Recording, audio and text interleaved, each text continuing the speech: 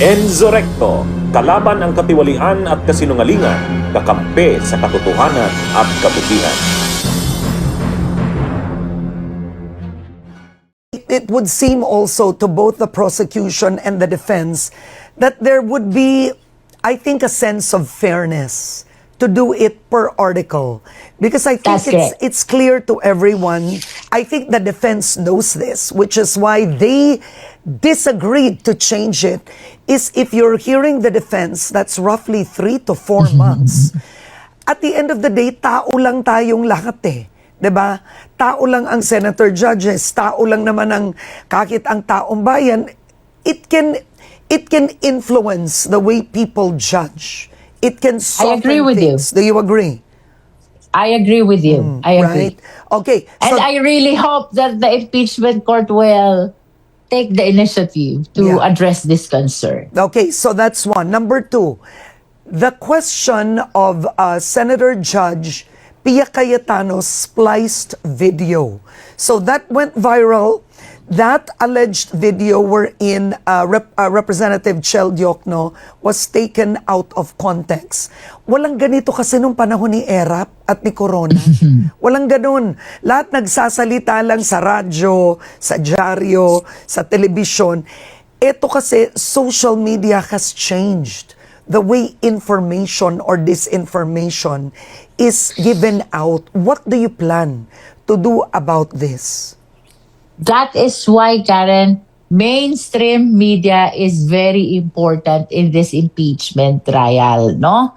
Of course, we would like to hear from the comment of Senator Pia about the circulating allegedly spliced video, no? Hindi ko alam kung i-deny ba niya yan or i-acknowledge ba niya na page talaga niya yan.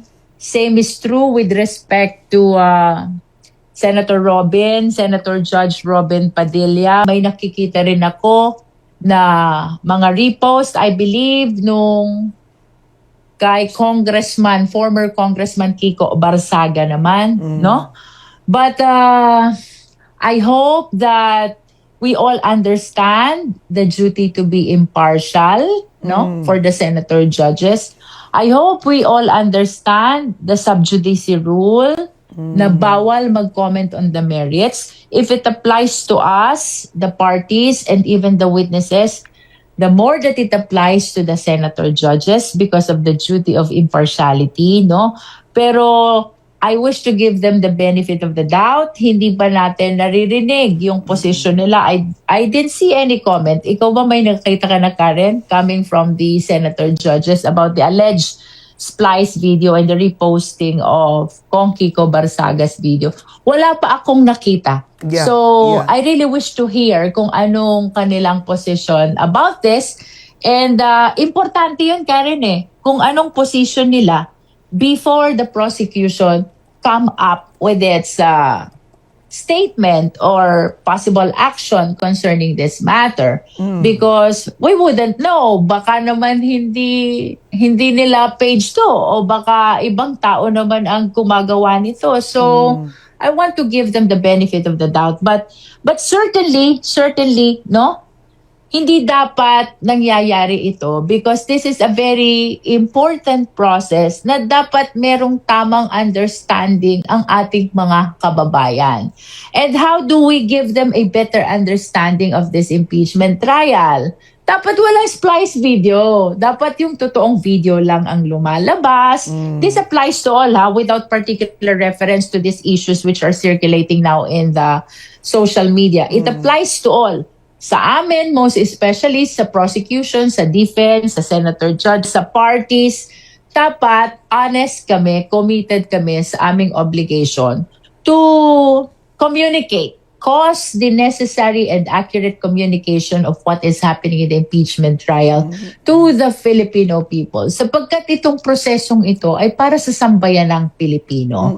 Karen, no? At ito, naalala ko, tinanong kami before, what do you think will be your challenges in the impeachment trial? I remember SDML Noy Defensor said na fake news ang magiging challenge namin. Totoo. Because we are we are under the SOCMED era now, no?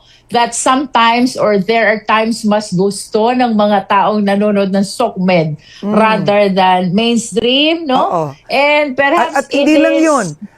Representative, I don't mean to cut you, but the attention span of the Yeah. public has also changed. So yung Yeah, that's correct. yung panunood ng mga reels, yung mga maliliit na video sa TikTok, the short ones. I mean, nung panahon natin, well, you're younger than I am, but nung panahon ko, in the 2 impeachment trials, walang ganon. Walang ganon. Yeah. People would have to read it, they'd have to watch the whole thing, they'd have to watch the news. So that's another thing. Are you allowed? Are there rules regarding communications? For example, kasi in a real court, may sub judice rule. Eh hindi naman to completely legalistic. Are you allowed, for example, to come up with an information campaign? Does the impeachment court allow that? Well, it is not provided under the rules, but what I understand, so long as what you are saying is consistent to what is happening in the impeachment court, no? And you are not commenting on the merits, there should be no problem with that, no? And that is why we have our own spokespersons in the person of Congressman C. Adjong, andyan siya. Oo. Congresswoman Reneco, Yeah. Congressman Ace Barbers, no?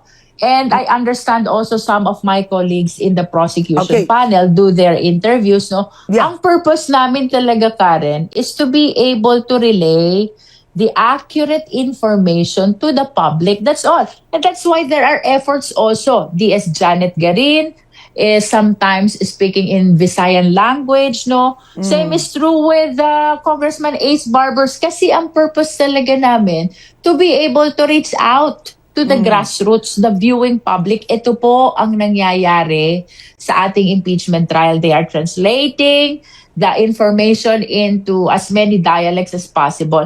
Pero hindi kasama dito yung gagamit tayo ng mga splice na video, no? It Okay. should be consistent to what is really happening. Representative, is this something that you plan to raise before the impeachment court?